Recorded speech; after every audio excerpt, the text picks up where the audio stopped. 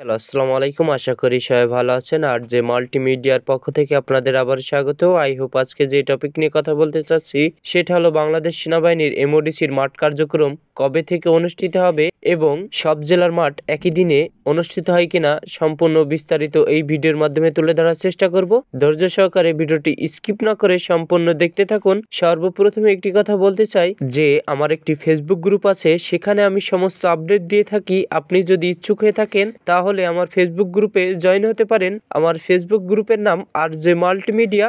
আপনিও পোস্ট দিয়ে আপনার বন্ধু বান্ধবদের দেখিয়ে দিতে পারবেন। এবার আসা যাক মূল টপিকে, যে এই বাংলাদেশ সেনাবাহিনীর এমওডিসির মাঠ কার্যক্রম কেমন কি হয়ে থাকে, সব জেলার মাঠ কি একই দিনে হয়ে থাকে কিনা, এক এক দিন এক এক জেলার মাঠ হয়ে থাকে। সর্বপ্রথমেই সবার সারি সারিবদ্ধভাবে বসতে বলে, বসানোর পরে দর্জন করে ভিতরে প্রবেশ করানোর পর আপনাদের একটি ফাঁকা মাঠে আপনাদের দাঁড়ান করিয়ে একজন একজন করে মাপ নেয়। আপনাদের উচ্চতা, বুকের মাপ, ওজন একবারেই মাপ নিয়ে থাকে তারা। নেওয়ার পরে আপনাদের কিন্তু নাস্তা দিয়ে থাকে তারা, খিচুড়ি এবং ডিম দিয়ে থাকে। প্রত্যেক মাঠে নাও দিতে পারে, কিন্তু কিছু কিছু মাঠে দিয়ে থাকে তারা। আপনাদের 70 টাকা করে নেয় নাস্তার জন্য।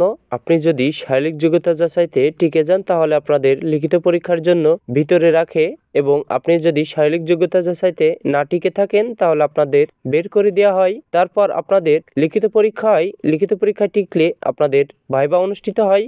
একদম সেম সৈনিক পদে মাঠ যেমন হয়ে থাকে, এমওডিসির মাঠও সেমনই হয়ে থাকে। ছোট একটি কথা, যারা এখনো বাংলাদেশ সেনাবাহিনীর সৈনিক পদে আবেদন করেননি অতি দ্রুত আবেদন করে নিন।